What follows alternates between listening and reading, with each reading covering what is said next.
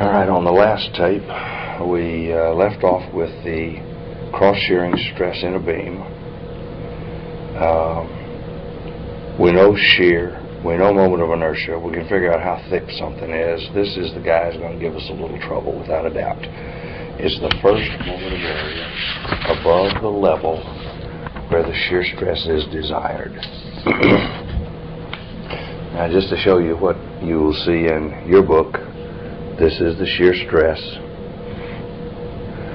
and this is what they call shear flow. All it is takes the B out. It's shear flow. Pretty much the same thing. Here's a pretty good reminder of what Q is. Q is some area times how far is it. This will be the only jogging of your memory you're going to have, even after I show you how to do it. The area under discussion is the area above the layer upon which the desired shear stress acts, and Y is the distance to the neutral axis from that centroid of that area. Show you some examples. First, I want to make sure that you really know how these stresses are distributed. As I showed you earlier, the stresses arise because of an imbalance in the moments. Because this moment was a little puller to the left, because this moment caused some big pulling to the right, there was an imbalance which caused some big shearing stresses at the neutral axis. Interestingly, if the guy would cut his free body right about here, just a short distance above the bottom, then what you would see is some even smaller, because you cut off less area, you didn't do this, and this one isn't too much bigger. It's just a little bit bigger. And the reason is all of this imbalance here is no longer on the free body. These two imbalances no longer are in effect, and only this little imbalance is in effect. So on that face lower down here, you would see much smaller stresses than you see at the neutral axis. Hence, here is the end view of a beam. You'll notice that the maximum shearing stress occurs at the neutral axis. This is the end view. And it tapers off parabolically till it gets to zero. There's no shear stress on the top or bottom of a beam. Now, for a wide flange, the shearing stress is still distributed parabolically. It's still a maximum at the neutral axis, but right in this region right here, when you divide by the thickness of the beam, you're dividing by T. Divide by T, divide by T, divide by T. Now all of a sudden you divide by 30T. Probably 30 times wider up there than it was there. Therefore, the stress drops off dramatically and continues on its parabolic way. On a T-beam, the neutral axis is here. You'll notice the maximum shearing stress still occurs at the neutral axis, but once we get into this thick section, the stress drops off and continues parabolically. Those are distributed parabolically. If I could show you those, here would be this rectangular beam right here. You'd see great big shearing stresses at the neutral axis. You'd see pretty good shearing stresses a quarter of the way. You'd see no shearing stresses at all at the top. And then again, some medium-sized ones down here and some little tiny ones at the bottom. They'll be distributed parabolically, like that.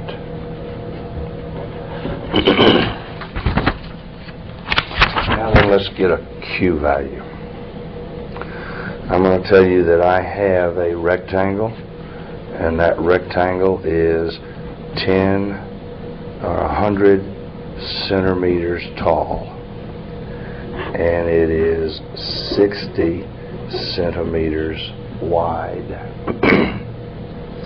And I don't know why, but my boss asked me to determine the shearing stress on this line, which was, if that's 50, that looks like about 30 centimeters above the neutral axis. And I guess maybe what he's going to do, he's going to buy a couple of pieces of wood, glue them together. He wants to know how strong the glue needs to be. That would be a good reason to determine the shear stress, because glue would have to hold that shear stress. Now here's the rule. This is what you do. To determine Q, first you put your finger on the neutral axis. Then you go to the line where your boss asked you to find the stress. Then you crosshatch everything above that line. That is what your notes call A prime. Here is the centroid of the crosshatched area, and it is this far from the neutral axis. Now, since this is 30, then this is 20. And since that's 20, this is 10. And so the distance from the centroid of the crosshatched area to the neutral axis is 40. That's what your notes call Y bar. So it would be A prime Y bar. A prime would be 20 centimeters deep. It would be 60 centimeters wide. And how far it is away from the neutral axis would be 40 centimeters. And that's Q. 48,000. 48,000 cubic centimeters. Now I might go back to the boss and say, you know, you'll find some bigger shearing stresses right in here. He'll say, are you sure? I say, yeah. Big shearing stresses live on the neutral axis. He says, how big? I would go and put my finger on the neutral axis. I would crosshatch everything above that line.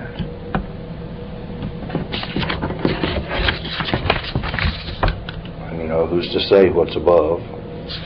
Down is just as good as up. You crosshatch everything on one side of that line. Just usually makes the numbers easier if you crosshatch, you know, out away from the neutral axis. Q for the neutral axis is equal to, the crosshatched area is 50 centimeters deep. It is 60 centimeters wide. Here is the centroid of the crosshatched area. That's half of 50. 25 centimeters is equal to 75,000. And that's how come the shearing stress is bigger, because Q is bigger. The shear acting on the face is the same no matter what. The Q changes. The moment of inertia is the moment of inertia about the neutral axis. Every now and then you get somebody trying to take the moment of inertia of the crosshatched piece. Not so. The moment of inertia, neutral axis moment of inertia, is the only one you ever use for any computations. And then the thickness would be 60. And your notes don't use T for thickness, he uses B for thickness. So if, I don't know if there is or not, but if there were 5,000 newtons acting on that face from my shear diagram, times 48,000 centimeters cubed, divided by the moment of inertia of that thing. Well, the moment of inertia is, it's nothing but a rectangle. So its base times its height cubed over 12, there would be his moment of inertia. And then how thick is he? Well, He is at the boss's request location. He is 60 centimeters wide. That'll tell you the stress in newtons per square centimeter. There's a centimeter here, and there's 3 more of them here. That'd be newtons per square centimeter. If you want it in Pascal, you got to change it to newtons per square meter. Alright, let's try this one here. We already did one like this. Here's a T-beam. My boss intends to glue these 2 pieces together right here, and therefore he wants to know the shear stress right there. Now theoretically, the stress right above that line, you'll have to use this for B. And immediately below that line, you'll have to use this for B.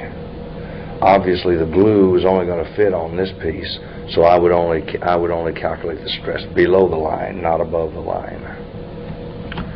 Here's Q. Put my finger on the neutral axis. Done so. Go to the line where the boss wants the answer. Done so. Crosshatch everything on the outside of that line.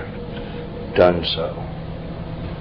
Spot the centroid of that piece, and Q is equal to the crosshatched area times where is it with respect to the neutral axis. Its area is 6 inches by 2 inches by the distance from here to here is 5. Let's see, the total is 8. Take away 5, take away 1. In other words, put your fingers at the top and the bottom. That's 8. Take away 5 to get to the neutral axis. That's 3. Take away 1 to get to the centroid. That's 2. 2 inches. So 6 inches, 12, 24 cubic inches. If you would like to know the shearing stress at the neutral axis, it will be a bigger number because Q will be bigger. You could do it like this. Q would equal to 6 times 2 times 2. That's the same Q we had before. Plus the little piece in the middle now is 1 inch deep. He is 2 inches wide, and he's a ½ inch up. So there's Q for the neutral axis. You won't find a bigger Q than that. 25. Another way to do it is to put your line on the neutral axis, go to the place where the boss wants the answer, and crosshatch the area. Q is equal to 2 inches wide, 5 inches deep, 5, half of that's 2 1/2, 25 inches. Same answer we got before.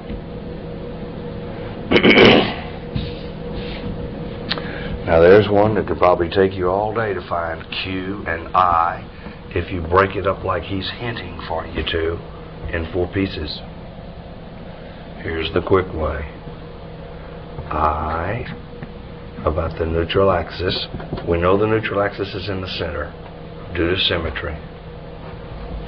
The neutral axis is equal to, the top is 10 across.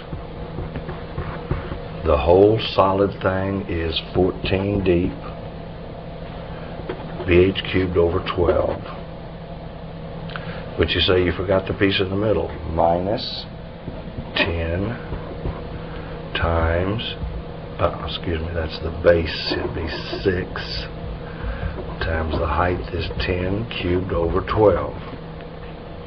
Now since the centroid of the solid pretend piece is right in the middle, he gets no transfer. Since the centroid of the missing piece is right in the middle, he gets no transfer, and that's the end of it. That's the moment of inertia. 1787. 1,787 inches raised to the fourth power. Here is Q for the neutral axis. Q for the neutral axis is equal to 10 wide, 5, 6, 7 deep. That's this piece right here. 10 wide by 7 deep times 3.5. That's halfway up the 7. But I lied. I took into account this piece, which is 5 wide, 5 deep, and 6 wide. It doesn't matter if I reverse those. Times 2.5. Because his center is in the middle, up halfway up a 5.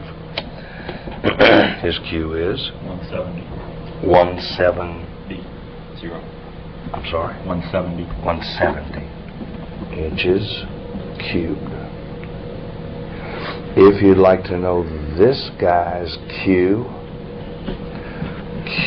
for the top, it's equal to, put your hand on the neutral axis, go to where the boss wants the shear stress, crosshatch everything above that line, put it centroid. Q is equal to 10 wide, 2 deep. The distance to the centroid is 5 plus 1, that's 6. So 60 times 2 is 120. Incidentally, T for that top piece, how thick it is, excuse me, B, your notes call it, this is B. B starts here and stops here, and then starts again there and stops there, so B is 4 inches thick. That thing is 4 inches thick. Just below the glue line.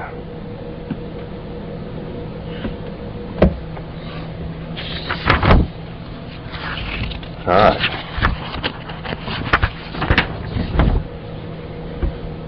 There's a beam that has 4,000 pounds of load on it, a moment of inertia of 895. All I've been asked to do is find the shear stress at that interface and the shear stress at the neutral axis. Q for line AA is equal to 8 times 2 times 5, how easy? 80. 80 inches cubed. How thick is line AA? It's 2 inches thick. Excuse me. B. Half the books use B and half of them use T. I'm used to using T. Shear stress. V. Q. I. B. But notice the units come out inches to the 5th on the bottom, inches cubed on the top. That gives you pounds per square inch. 179. 179 pounds per square inch of shearing, wiping stress. That's on line AA. Here's the shearing stress at the neutral axis. 4,000, same load. 895, same moment of inertia. Still happens to be 2 inches thick. And here is the Q.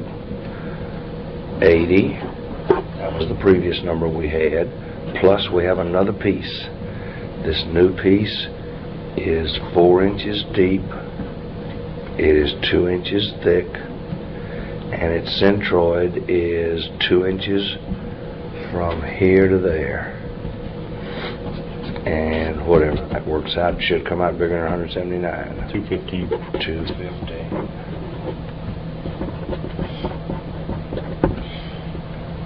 All right. Now, The next thing we do is deflections of beams. By deflection, I'm saying if you have a beam that holds a load, when you put the load on the end of it, like a diving board, it deflects. You probably don't see much of that except a diving board, because we design structures so that they do not deflect large amounts like that. You're used to it happening to you on a diving board, but if it happened to you in a room, it still might be perfectly safe, but it'd scare you to death. So these numbers are reasonably small, and they're limited by code how big they can be too. Now there's two ways that you can solve for how far this beam moves down as you apply the load. There's a bunch of ways, but the only two that you care about is direct integration and using tables. The reason I say they're the only two you really care about, unless you know some others and are very familiar with them, those are the two that you'll more than likely use. Now the reference manual gives you equations for deflections of beams. This isn't really deflections of beams, this is going the other way. This is saying that you could take the differential of your moment equation, you get the shear equation. You could take the differential of your shear equation, get the load equation. We've been working from load to shear to moment. That's normally the way you go. But you can go from the moment diagram, if you have your equation in moment form, you can integrate it and go to the slope and find the slope diagram. And then you can integrate the slope, which is a double integral of the moment, and you can find out how far something moves.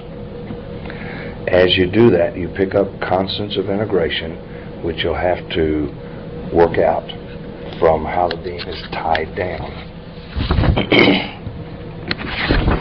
Here's a brief example.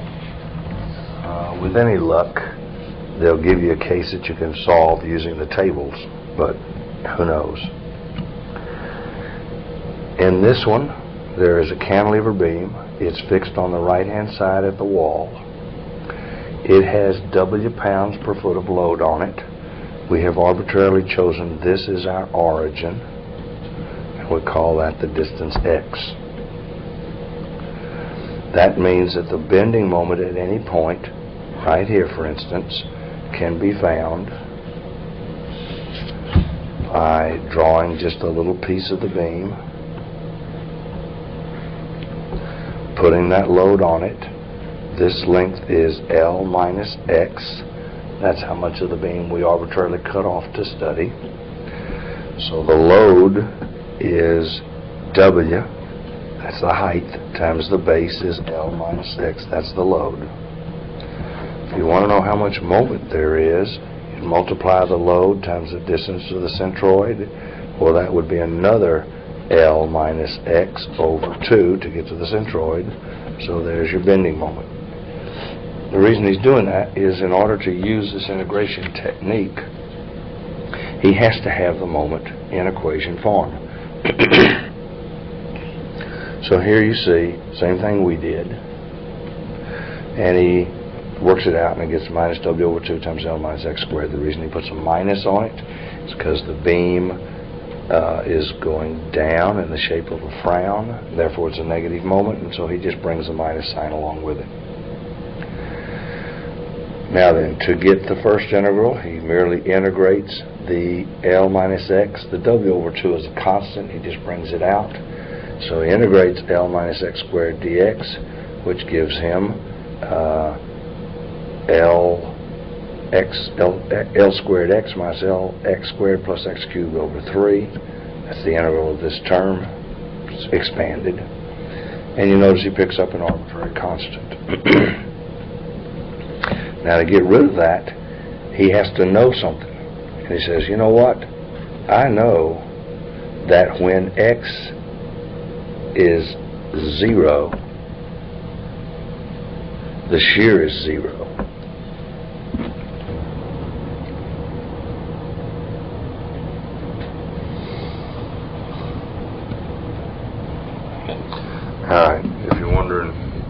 happened there, we had a little discussion.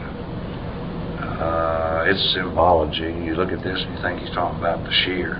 You're not talking about the shear, he's talking about the slope of the beam. In your notes, he calls the slope of the beam, well, he doesn't use a symbol for it, he just says dy dx. If you integrate the moment equation, you get dy dx. That's probably a better symbol for this. But dy dx is equal to 0. What he's saying is this beam is like a diving board. It's going to come out like that. It's going to have no slope at x equals 0 because it comes straight out of the wall. So there he says dy dx equals 0, which is what you got by this integration. Therefore, if you put x equals 0, x equals 0, x equals 0, I don't care what the load is, and C1 will be equal to 0.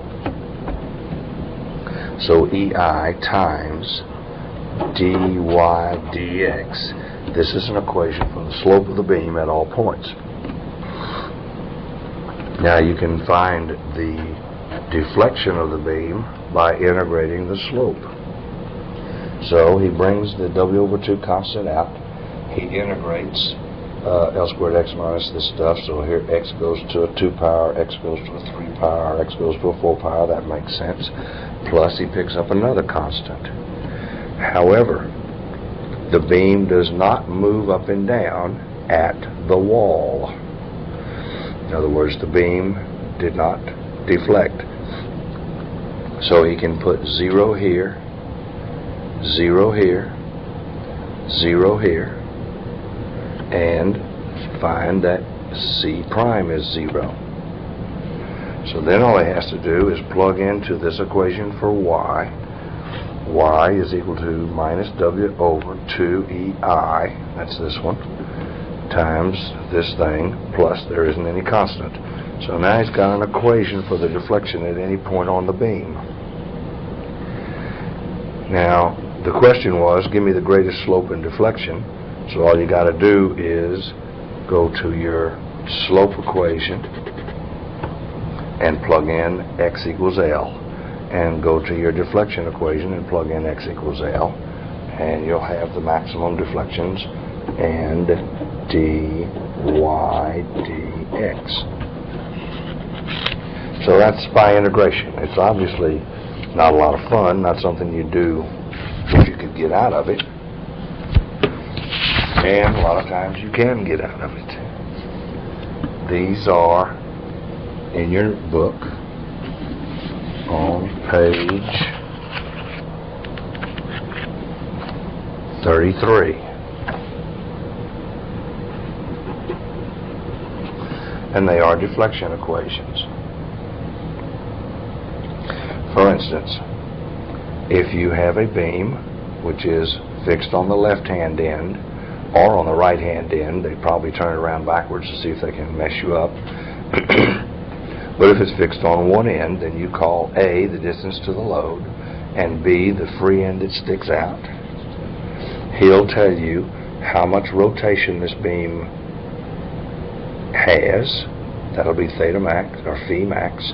He'll also tell you the maximum movement up and down. And he gives you those equations for deflections. I don't have enough of the sheet there when I blew it up.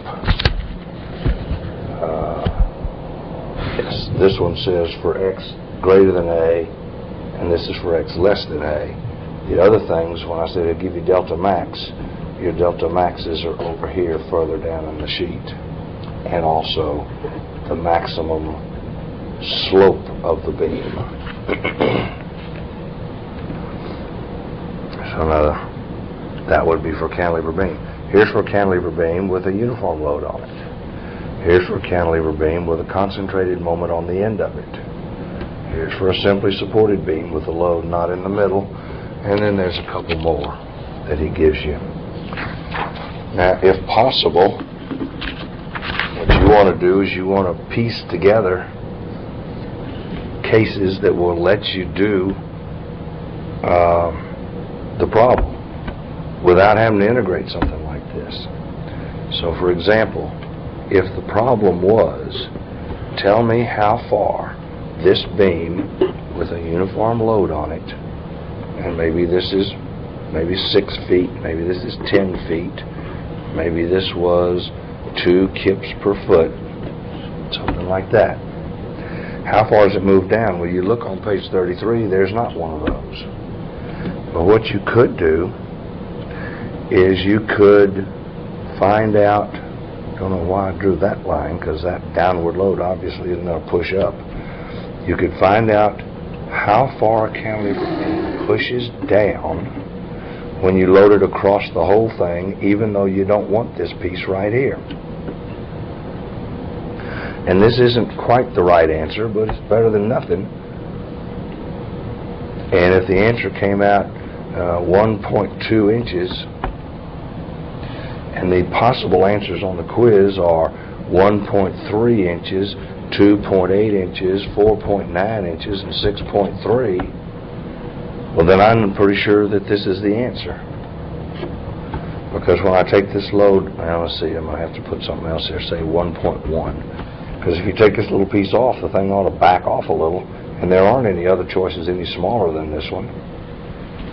However, you can still get it, because what you do is you merely add this case right here. You add another beam with the load pushing up and put 2 kips per foot on it, and that means that this 2 kips per foot that you put on here you didn't want, you canceled it with this here. Now that beam will move up, and it will also have a slope to it. And you can find how far a beam moves up with a uniform load on it. And you can also find this slope, so you can take away how far the beam itself moves up, and then knowing the slope, you take off this much more, and you'll have this case.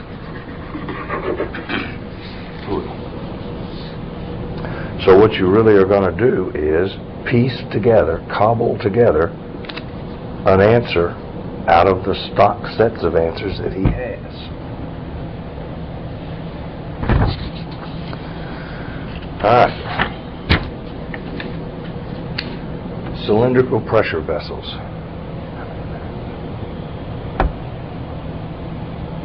Cylindrical pressure vessels have hoop stresses in them. I'll show you what those look like in a minute. They act around the tank in tension. They have long ways or axial stresses, longitudinal stresses. The equations are given in your reference manual. And they have a maximum shear stress of PD over 4T.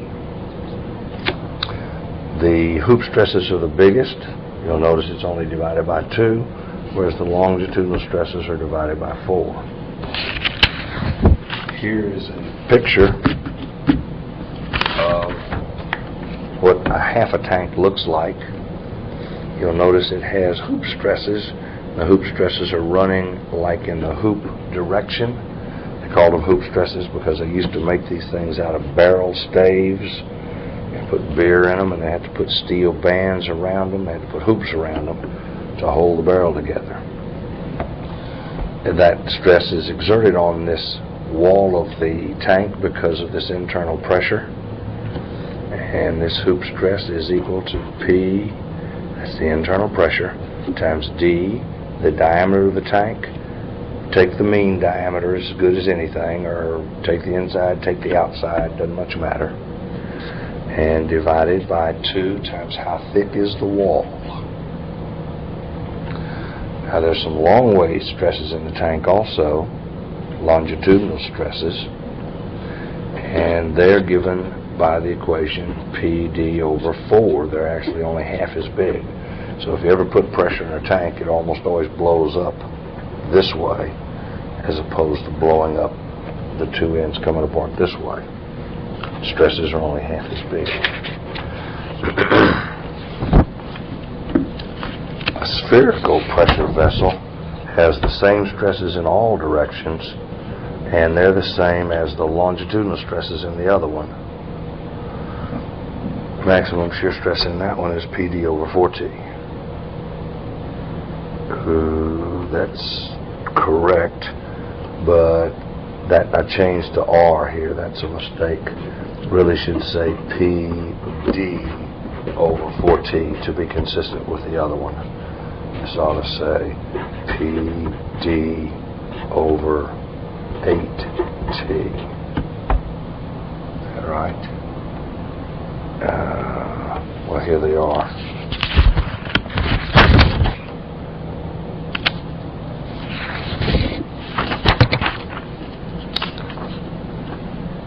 Yeah. Probably won't have a spherical tank on there anyway. He doesn't give you the equations. So this is your reference manual, same equation. And here's the axial tension, there's the hoop tension. With everything defined. Now we could work one of those right quick. Here's a tank. It is 60 inches big. Got an internal pressure of 100 psi. Has a wall thickness of 0.5 inches. It is 200 inches long. Length means absolutely nothing, but it'll probably be one of the wrong answers on the quiz if you accidentally put that in instead of this. And therefore, the hoop stress in this direction is PD over 2T. Pressure is 100 psi. Diameter is 60 inches. Inside diameter, yeah. Outside diameter, yeah. Mean diameter, yeah. Divided by 2 times how thick is the wall, ½ an inch. And those the units come out. PSI, stress, that's good. Equals whatever it's equal to. Alright, now we go to columns. The equation for the critical buckling load. This is a death load. This isn't an allowed load now. In other words, the thing is guaranteed to pop out to the side at this load. It's derived, and a rather lengthy derivation it is, it's derived for a pinned column that simply kicks out to the side. Because that's one of the more standard columns. If you don't like that column, if yours is connected on the ends differently, we make adjustments. How much load you could put on that column on both ends is given by pi squared.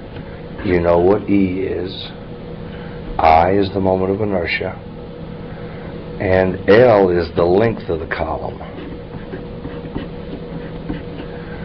If you don't have a pin column, that's what the K is for. The K takes into account and it turns the true length into an effective length.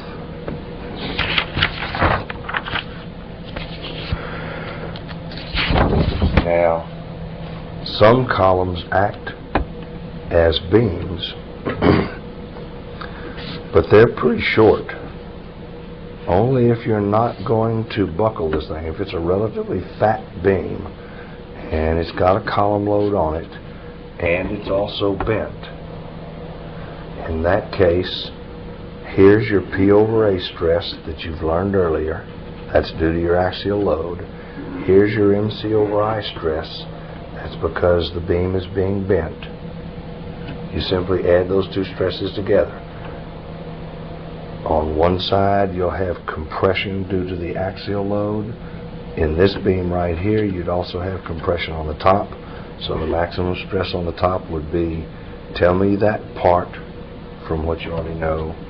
Tell me that part from what you know how to do. On the bottom, you'd have compression due to the axial load, but you'd have tension due to the bending. So that would be F over A minus MC over I. Now, back to column Here's what your book gives you. Here's his beam columns. This is called Euler's formula. You need to know when he says the word long, he means long. This might say, this one's for short columns. So if he asks you, when should you use that? Can you use it on a long column? The answer is no. If he says, what's this good for? You say, well, long columns only.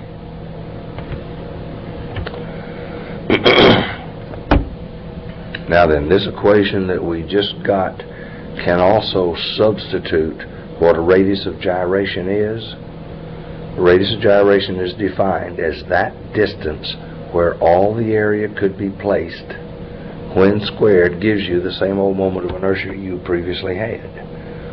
And it's handy sometimes to use the radius of gyration instead of I in this equation. So the equation looks like this. Now this is not a critical load now, this would be a critical stress. Because he's divided by area. He took the area over to the other side.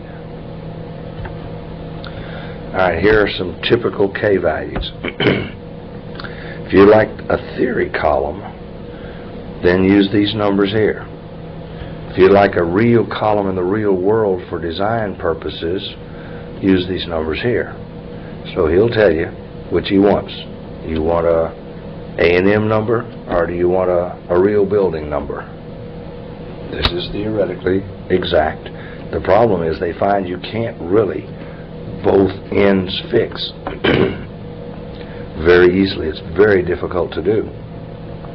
Since there's always a little looseness in it, this K is not as advantageous as you think. The lower this number is, the more load the column appears to hold.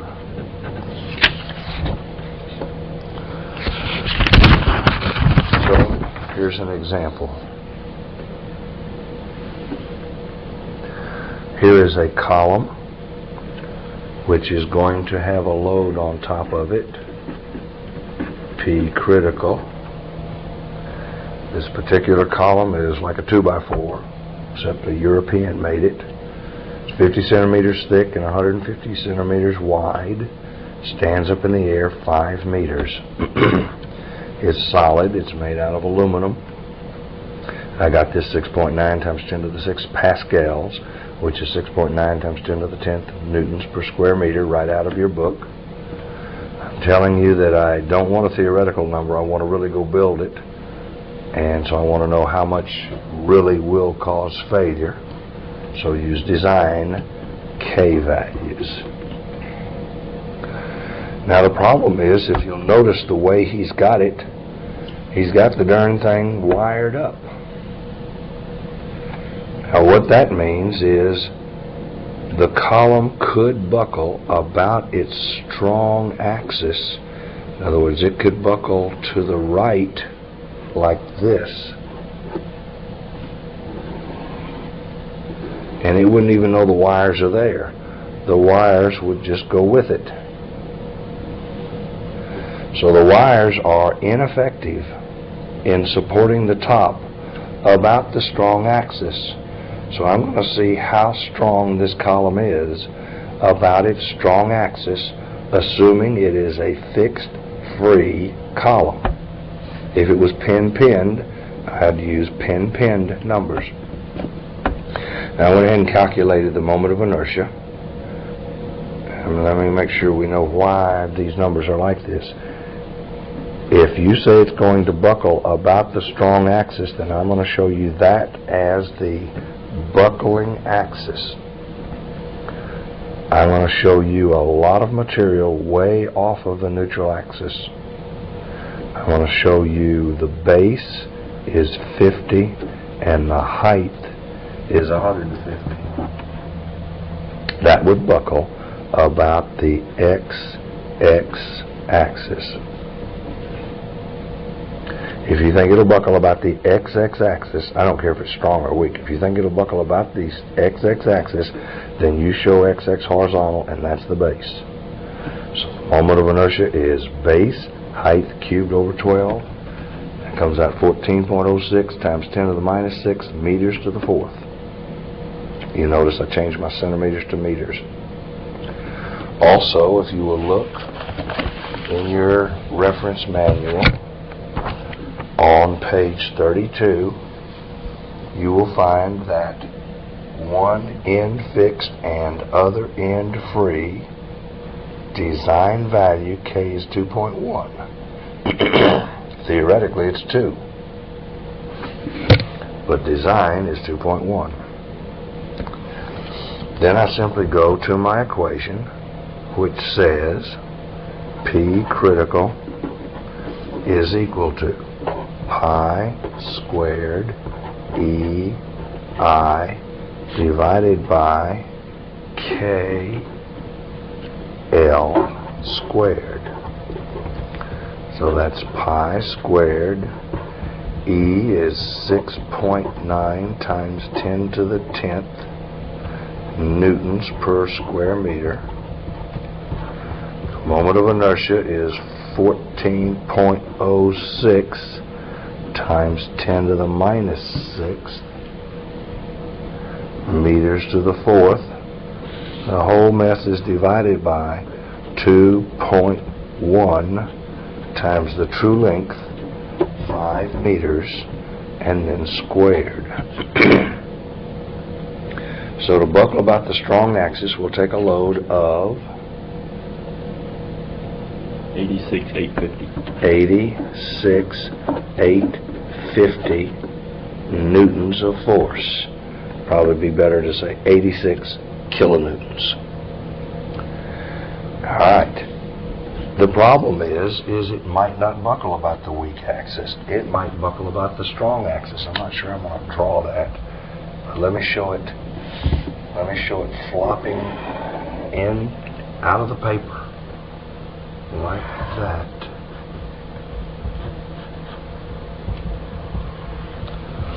They both look very much the same, but this one bent in the plane of the paper and could not come in and out of the paper because of the wires. Now I'm assuming, oops, it can't do this either, can it? See, this piece can't come out like that because the wire will stop it. What it has to do is it has to come out like this. It has to come out like that. It has to be fixed at the base, and it's just like it has a pin at the top about the weak axis because these wires pin it about the weak axis. So that K, if you look in your book, is for one end fixed and the other end wired or pinned. That's where I got the 0.8. Now the moment of inertia, if it's going to buckle about the weak axis, I show it like that. Now the base is 1.5 and the height is 0.05 for a moment of inertia. There's the K.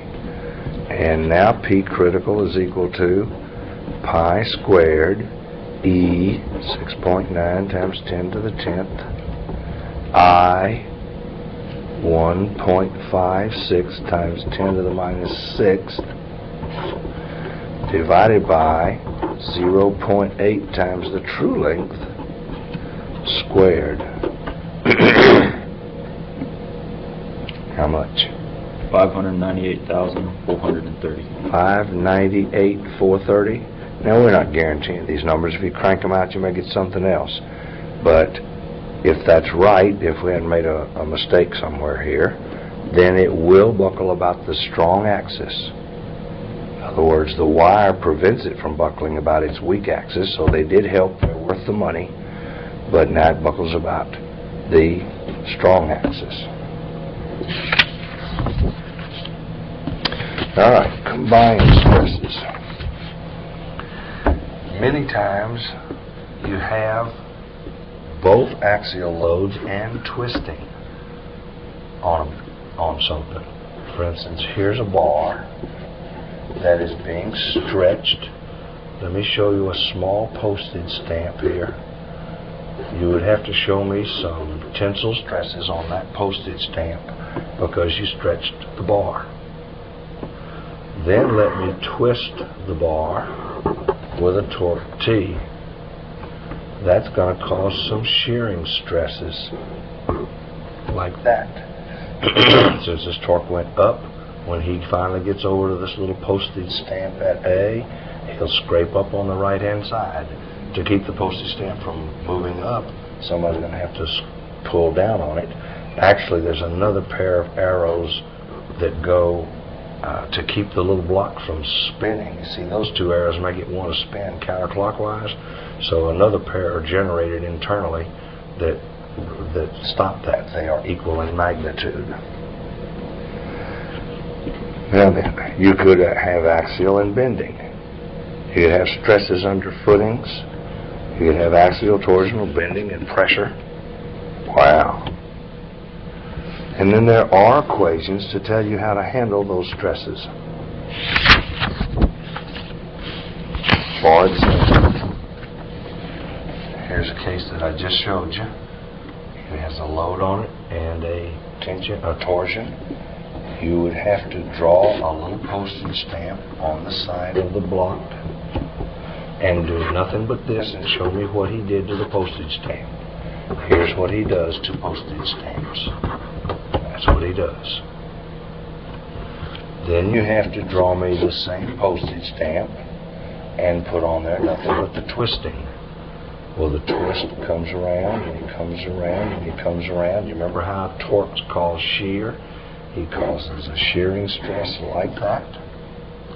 To put that in equilibrium, one on this side will appear. To keep these two from going counterclockwise, these two will appear. And the total sum of what's happening to block A will be the sum of these. Here's one that's bent due to a tension load, but he put it off center. By moving it off center a distance E, in effect he has this, but he also adds this, a bending moment M of magnitude load times eccentricity, since the load is off of there. So you'd have a little postage stamp, say, on the bottom, which has pure tension on it, P over A because of this guy, but then you'd have some tension on the bottom of this one, same postage stamp. The equation is MC over I. The final answer would be the sum of these. Alright, now let's skip that. How many minutes we got? 8. Alright. Every now and then you will find a little block that has some stretching in the X direction. It's probably because of maybe some P over A. I don't know who caused it. You also have the possibility of some sigma Y stresses. I don't know who caused it. Maybe hoop stress caused it. You may also have some shear stresses acting on the little block. I don't know who caused them. Some tau stresses. Maybe twisting torque caused them. But knowing the magnitude of those three stresses, you can use equations called stress transformation equations from statics, and you can find the stresses on any plane the boss wants you to.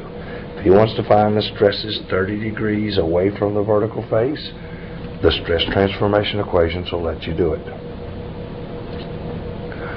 Also, it'll let you find the stresses, the principal stresses, the biggest stresses.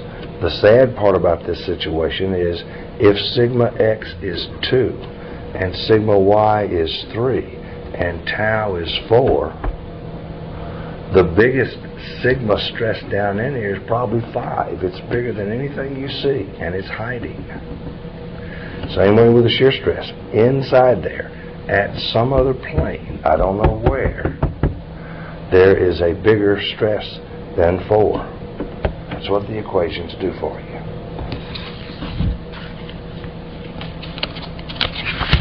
If he asks you for the stress on any plane, you pretty much got it made. Because if you know sigma x is 3 and you know sigma y is 5, and you know the shearing stress right here is 7. If that one's 7, this one's also 7. There's 7 all the way around. Then you can find the shearing stresses on any new plane of your choice. Merely tell us how far these faces rotated from the vertical to the plane, or how far this rotated from this axis, and you just plug in. Put sigma x there. Here, let me do something right quick. Let me put sigma x like this is 3. Let me say sigma y. Maybe it wasn't attention. It went this way, and sigma y was 5 compression. And here the shear stresses didn't go the way that you see them in the diagram. They actually went the other way, and they're 7. Here would be sigma x on the 30-degree plane. Sigma x prime on the 30-degree plane is equal to sigma x plus sigma y. Look at that. The reason is because your sigma x didn't agree with your sigma y didn't agree with my sign convention. My sign convention for these equations is very rigidly fixed. Tension, tension, shear in the direction shown on the block. Not this way here just because it happens to be your case. So I have to put a minus 7 divided by 2 plus sigma x minus sigma y over 2 times the cosine of 60 degrees, 2 theta, plus, now the tau is 7, but it's going the wrong way, so I got to put a minus 7, times the sine of 60 degrees. That would be the stress, this guy right here. You could also find the stress in the y direction. I don't even think it's shown, but it actually, you'd have to cut the block again to see it. And you can find the wiping stress, shear stress. But most times you'll probably have a block that looks like this. Rather than being asked what is the shear on the 30-degree plane, they'll want to know the biggest stresses. Let's just say that the stress in the x direction is 3, the stress in the y direction is 5, and the shear stress is 7. If that's 3, that's 3. If that's 5, that's 5. If that's 7, that's 7. If those go clockwise, these go counterclockwise. Now there is, what happens is these equations that we looked at a minute ago, turns out they are nothing but the equations of a circle. And since they're the equation of a circle, actually we can get a graphical solution to solve for the principal stresses out of this block. And this is his version of it. Nothing wrong with that, but there's not much room for me to write on it because it's pretty much already fixed. Let me show you on a blank piece of paper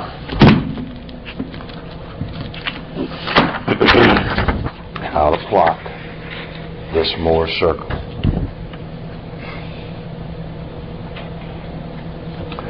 First off, let's move that entirely for right now.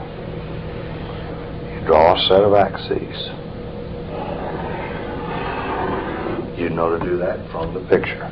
You'll know to label this one the sigma axis because in the book it shows you it's the sigma axis.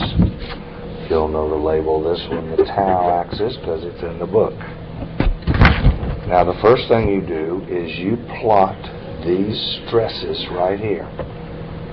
Any one of them you want, it really doesn't matter. You have to use the sign convention listed in your book.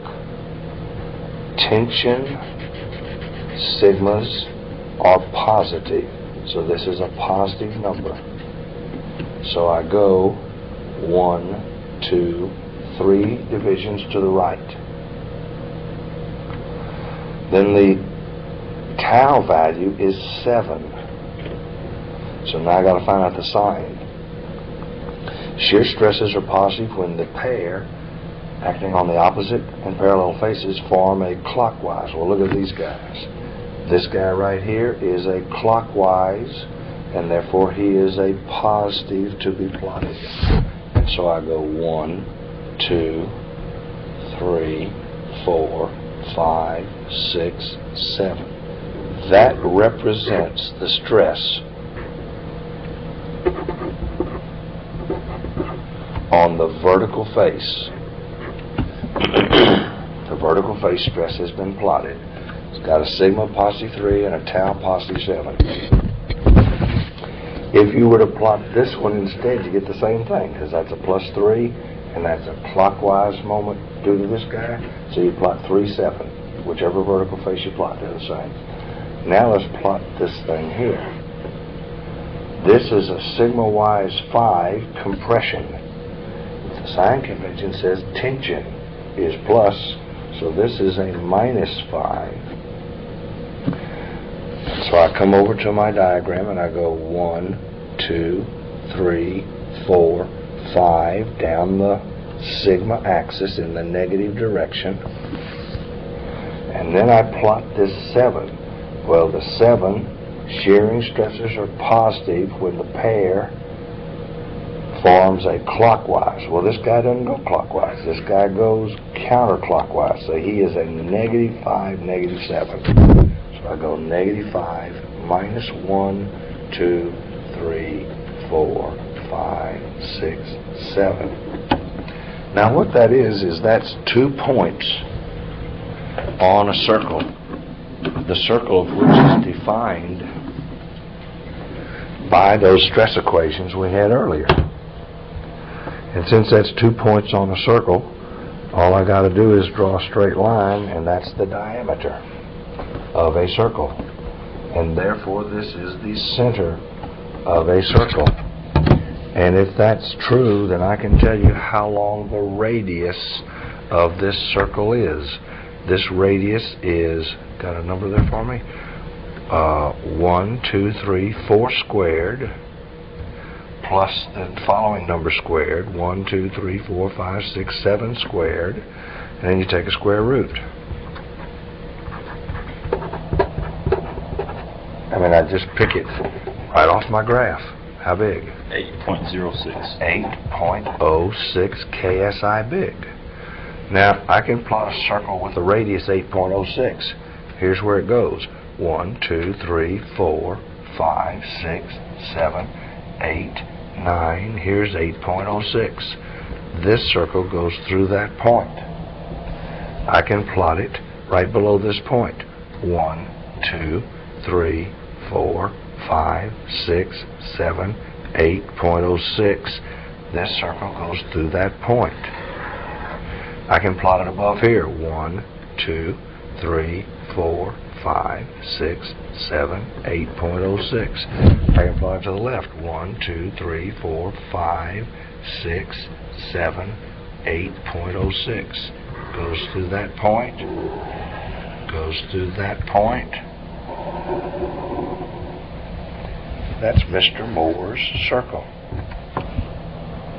The interesting thing is, this is everything you had in those equations. That means that sigma principal 1, usually consider the one to the right, is how far to the right? 1, 2, 3, 4, 5, 6, 7.08. You just measure it. That is the biggest tension stress, since it's on the tension side of the circle.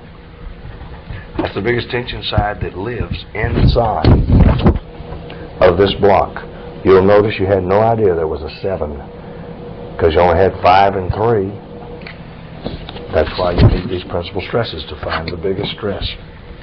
The biggest compressive stress, this is the compression side, is, you don't measure from the center of Mohr circle, you measure from the axis. 1, 2, 3, 4, 5, 6, 7, 8. fishy here. I'm supposed to add, well, I don't know, it's a pretty bad circle, but I'm supposed to add a radius plus 1. So it's got to be 9.06 whether I plotted it right or not. Sigma principal 2 is 9.06 KSI compression. Tau max, nifty. Tau max is the radius of Mohr's circle. That's how high it goes. These circles always center about the x-axis. Tau max is 8.06 KSI.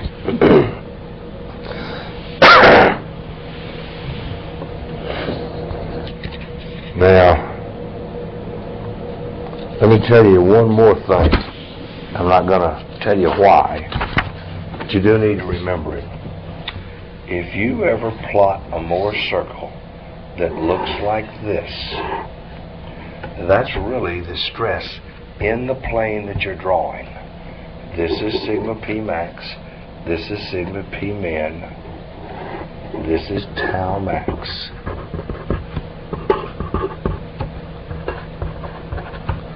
The truth is, if you come out of the plane of the blackboard, there's another circle that goes right in there, and another circle that goes right in there.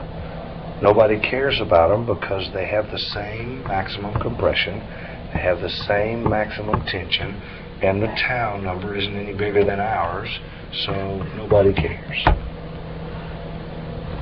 However, sometimes when you plot your Mohr circle is all on one side. It's always centered. This is sigma P1. This is sigma P2. And this is tau max. Except there are two more circles just like this one. There's another circle that goes back to 0. Nobody cares about that circle because it has the same maximum tension, doesn't have any compression, so we don't care about it, and its tau value is smaller than our tau max, so nobody cares about that circle. This is the one that kills people. There's another one that you don't see out of the plane of the drawing. You don't much care about it. It has the same principal tension, has the same principal compression.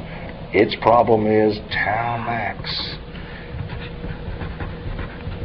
is sigma P1 over 2, and you weren't predicting that much.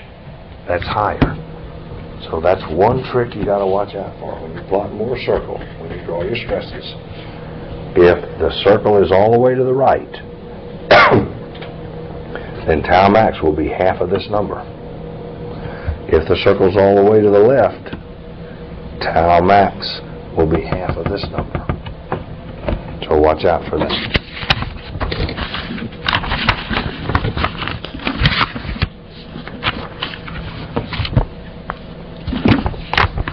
Blow and go here.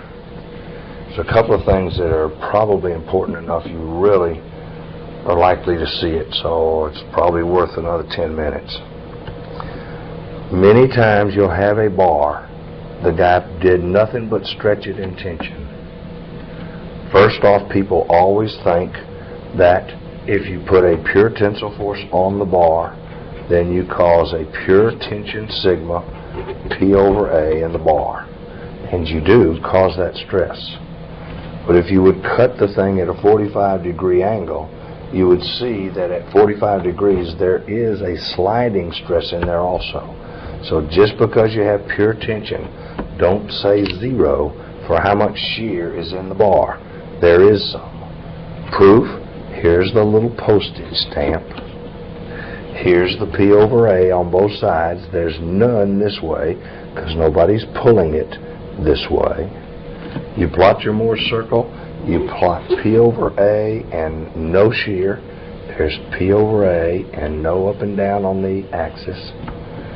Here you plot no P over A and no shear. There's no P over A and no shear. You draw a Mohr circle, look at that. That tau has a value. It's actually half of the P over A stress. So be careful. The trick for all profs, perhaps the exam, will say, how much shear is in a bar? When the guy didn't shear it, he just put pure tension. There is some. Now, let me give you a couple of cheats.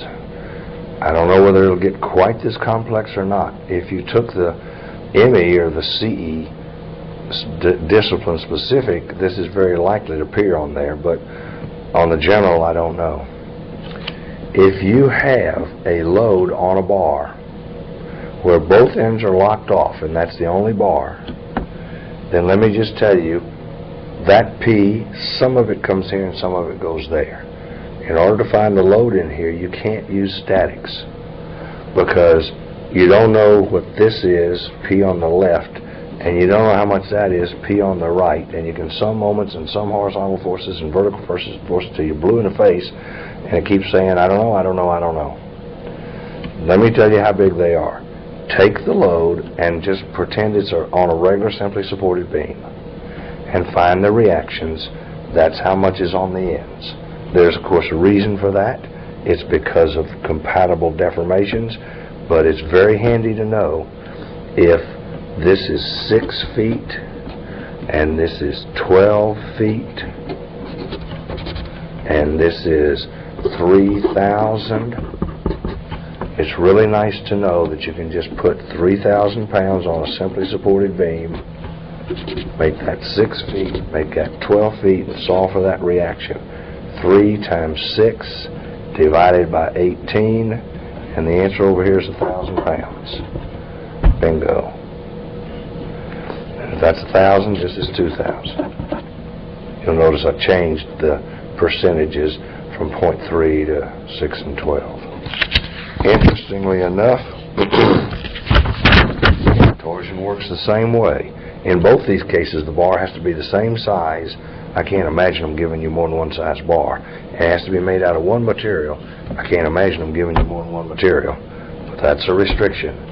If you put that torque on there, and it is at this position on the bar, just put it on a simply supported beam, call it T, and solve for the reactions. That's how much resisting torque will go to each end. 0.3 of the torque, 0.7 of the torque. You'll notice as the torque gets down towards the left end, this number gets bigger. When the torque is jammed up against the end, the torque will be torque. It'll all go into this wall, none will go down there.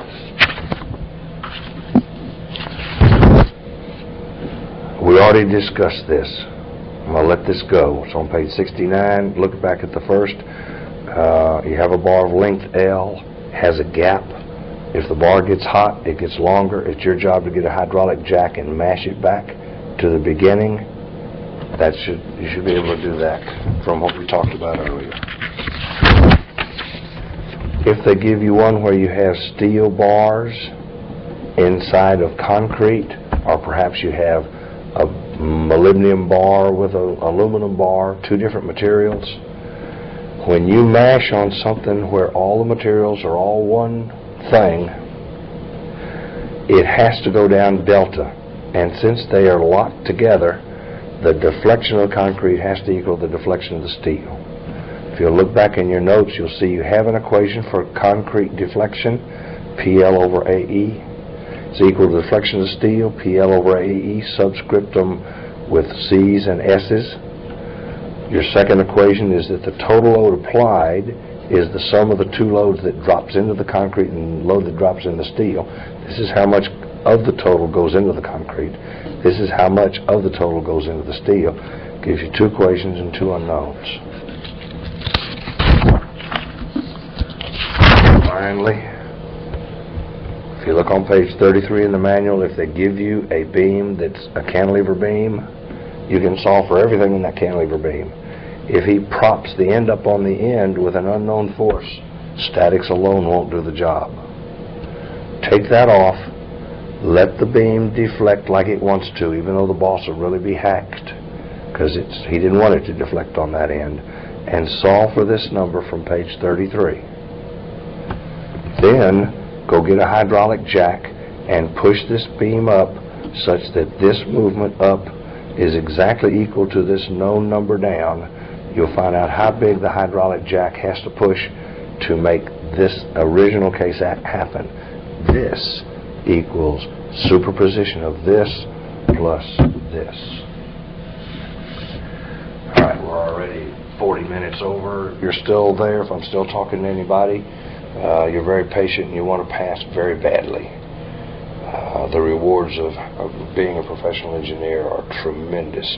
So, believe me, you want to pass very badly. The chances are you will too. If you come to these sessions, you probably are interested enough to study the amount of material necessary to do so. If you have any questions, you can call us or you can email us. I'll see you Wednesday night to discuss the previous session we had, namely statics. Then I'll probably see you again the next Wednesday night to discuss this material. It doesn't much matter which one. Probably if you want to come this coming Wednesday and do them both, that's all right too. We wish you all the luck in the world. If we can be of any help, give us a holler. We'll see you.